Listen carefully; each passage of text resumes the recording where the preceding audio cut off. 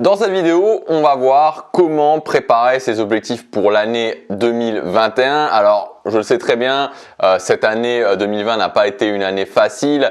Actuellement, en France, probablement que, alors je ne sais pas dans les autres pays, mais enfin, en tout cas en Corée du Sud, c'est pas le cas, mais en France, probablement que c'est toujours le deuxième confinement. Peut-être que ça s'est terminé si la situation s'est améliorée, parce que je tourne cette vidéo, c'est début novembre, elle va sortir le 20, ou le 21.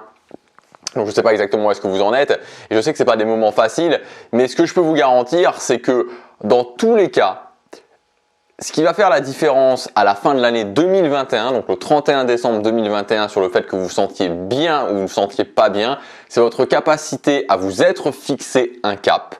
Et quoi qu'il se passe pendant l'année, essayez au maximum de tenir ce cap. Et l'avantage qu'on a aussi cette année, c'est que à la fin de l'année 2019, en décembre 2019, on n'avait aucune idée, même si on entendait, enfin moi j'étais au Japon, j'entendais un petit peu parler de ce virus, mais bon, c'était pas, mais on n'avait aucune idée de, enfin on pouvait pas imaginer tout ce qui allait se passer.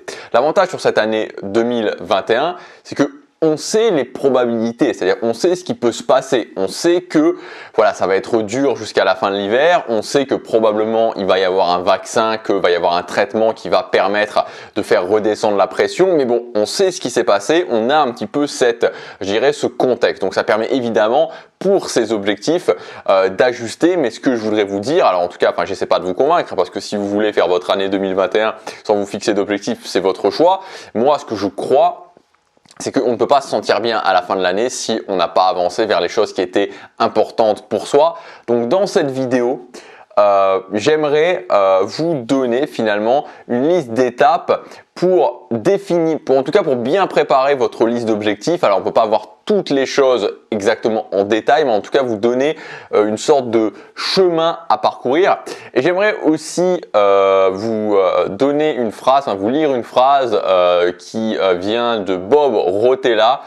J'ai lu un de ses livres c'était assez inspirant. Alors c'est quelqu'un qui est un petit peu quelque part comme moi, c'est-à-dire que il est un petit peu extrême dans sa vision des choses, parce que c'est vraiment cette idée de, il entraîne, il est très connu pour entraîner des golfeurs et pour emmener les golfeurs, pour entraîner des golfeurs, donc des champions, pour les faire arriver au plus haut niveau au golf.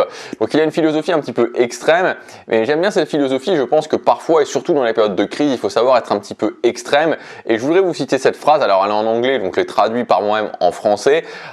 Peut-être qu'elle va vous convenir, peut-être qu'elle va pas vous convenir, peut-être que vous allez vous dire mais c'est quoi ça, pourquoi il me dit ça, peut-être que ça va vous inspirer, mais voilà, dans tous les cas, je ne cherche pas vraiment à avoir l'audience la plus grande possible, je cherche à avoir des gens qui croient aux valeurs auxquelles je crois, et ça fait partie des valeurs auxquelles je crois.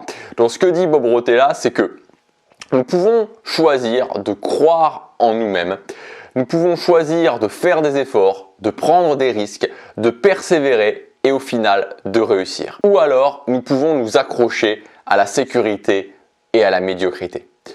Nous pouvons choisir de ne pas mettre de limites sur nous-mêmes, de nous fixer des grands objectifs et de rêver très très très grand. Nous pouvons nous servir de ces rêves pour nourrir notre esprit avec de la passion. Ou alors nous pouvons devenir des philosophes de la pire espèce, inventant des choses pour rationaliser nos échecs, inventant des excuses pour rester dans la médiocrité. Comme je vous le disais, ça peut être un petit peu choquant, mais quelque part, moi je pense que c'est la réalité et on a un choix. Ce choix, c'est de nous accrocher aux choses qui peuvent être rassurantes mais qui nous mèneront sur le long terme à ce qu'on ne veut pas, ou alors on peut définir des objectifs inspirants et se nourrir de cette inspiration pour les atteindre.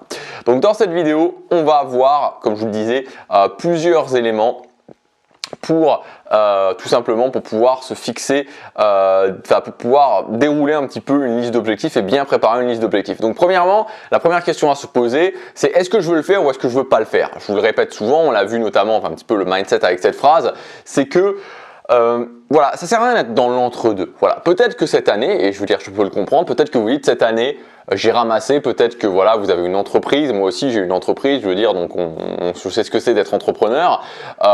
Forcément, les entrepreneurs ont tous été touchés. Alors il y en a certains qui en ont profité, mais une partie qui a profité et d'autres qui ont été touchés. Peut-être que vous dites, ok, cette année je suis rincé, vraiment, je suis rincé. J'en peux plus Et voilà, et l'année prochaine, vous ne vous fixez pas d'objectif. Et c'est un choix, je veux dire, et c'est pas bien, c'est pas mal, c'est juste un choix.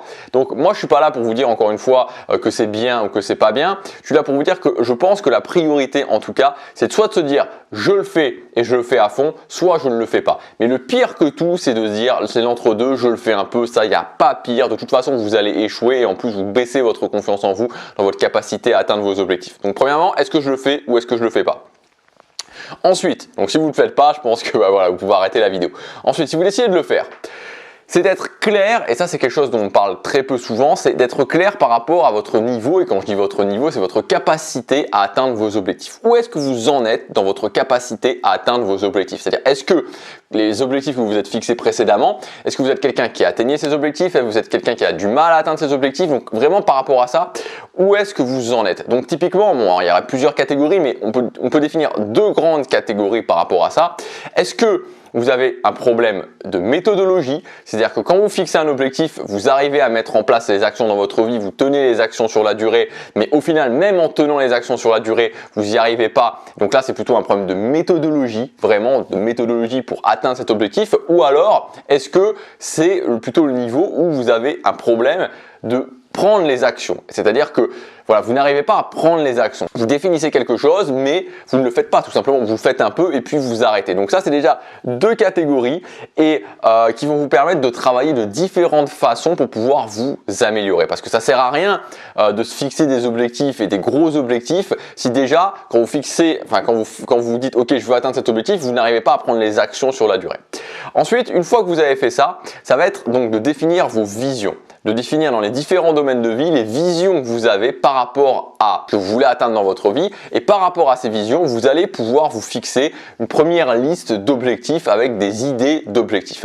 Le quatrième point, une fois que vous avez fait ça, ça va être de sélectionner un, deux ou trois objectifs, suivant notamment votre niveau, et de bien écrire ces objectifs. C'est très important de bien écrire ces objectifs, de vraiment qu'ils soient écrits de la bonne façon qui va vous permettre tout simplement de les atteindre. Donc qu'est-ce que ça veut dire bien écrire ces objectifs? C'est pas si compliqué que ça, c'est 3 points, un début, une fin, une ligne d'arrivée. Donc un début, c'est par exemple le 1er janvier, une fin le 31 décembre et une ligne d'arrivée, c'est comme pour les courses, en fait, vous savez, le drapeau à damier qu'on agite, c'est tout simplement le fait de dire, ok, à la ligne d'arrivée, je sais que c'est la fin. Si je me dis, je vais être plus musclé, ça fonctionne pas. Si je me dis, je veux avoir pris 5 kg de muscle en étant à 10% de matière grasse, ça fonctionne. Si je me dis, je veux être plus à l'aise avec les filles, ça fonctionne pas. Si je me dis, je veux avoir une copine, ça fonctionne. Si je me dis, je veux apprendre l'anglais, ça fonctionne pas. Si je me dis, je veux être capable de lire Harry Potter en anglais, ça fonctionne. Donc, un début, quand est-ce que ça commence? Une fin, quand est-ce que ça s'arrête?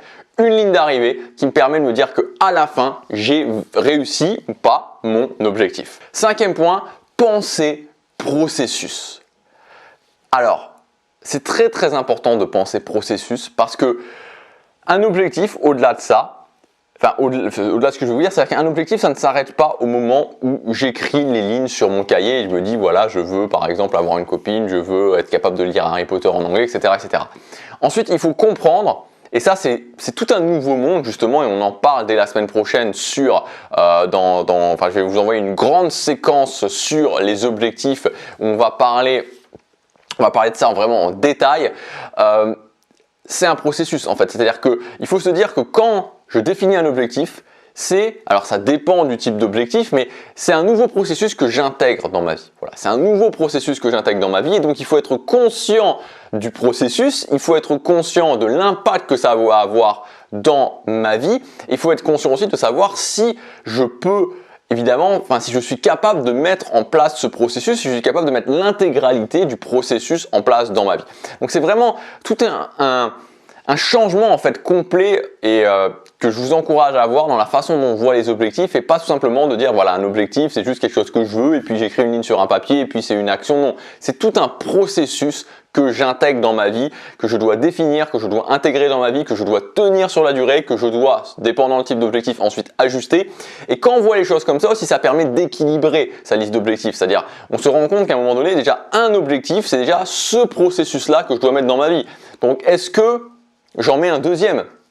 Est-ce que je mets un deuxième processus en plus? Est-ce que j'en mets un troisième? Et après, on peut se rendre compte que des fois, quand on a des listes de 5, 6, 7 objectifs, c'est complètement délirant parce que c'est pas tenable en fait, c'est pas tenable. Et enfin, le dernier point, c'est évidemment de penser balance de vie. C'est-à-dire que, encore une fois, là, ça dépend de vous, ça dépend des périodes, ça dépend de ce que vous voulez. La balance de vie, c'est la balance entre les obligations, les objectifs, vos loisirs et puis tout ce qui concerne le social, la famille, votre vie de couple. Donc tout ça, c'est une balance qu'il faut définir évidemment et qu'ensuite il faut maintenir parce que voilà, c'est vraiment vous qui devez voir par rapport à vous comment vous voulez vivre votre vie en fait, comment vous voulez vivre votre vie en sachant très bien que si je passe énormément de temps, alors après les objectifs peuvent être mixés, c'est-à-dire on peut mixer le social avec des objectifs, mais si je passe énormément de temps par exemple avec mes loisirs, pourquoi pas, je veux dire pourquoi pas, mais à ce moment-là, les objectifs, la partie objectif est impactée. Donc tout ça c'est tout simplement une balance, comme son nom l'indique, à trouver et c'est important de bien la regarder, de bien s'en rendre compte aussi quand je fais ma liste d'objectifs pour l'année qui va venir ou pour les prochains mois, parce qu'on n'est pas obligé forcément de faire une liste d'objectifs pour toute une année. Voilà, donc j'espère que ces éléments vous aideront à préparer votre liste d'objectifs. Encore une fois, si ça vous intéresse, si cette thématique vous intéresse, la semaine prochaine, on en parle vraiment à fond sur ma newsletter. Donc vraiment, il y a beaucoup de valeur qui est apportée. Alors je vous cache rien, il y aura aussi une formation qui sera à l'intérieur, qui sera proposée à la fin de cette séquence. Mais encore une fois, maintenant la façon dont je travaille, c'est que l'idée, c'est que c'est pas des mails où je vous vends une formation, c'est des mails où je vous apporte avant tout un maximum de valeur. Et pour ceux qui veulent aller plus loin, si vous voulez aller plus loin, il y a une formation.